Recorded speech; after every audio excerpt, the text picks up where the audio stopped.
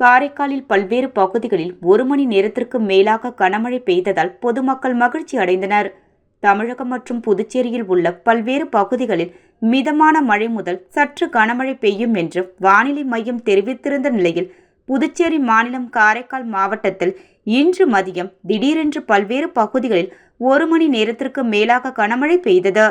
இந்த கனமழையானது காரைக்கால் மாவட்டத்தில் உள்ள நகர பகுதிகள் மற்றும் கோட்டுச்சேரி, நெடுங்காடு, திருநள்ளாறு, அம்பகரத்தூர், திருப்பட்டினம் உள்ளிட்ட புறநகர் பகுதிகளிலும் 1 மணி நேரத்திற்கு மேலாக மழை பெய்து வந்ததால் பொதுமக்கள் மற்றும் விவசாயிகள் மகிழ்ச்சி அடைந்தனர்.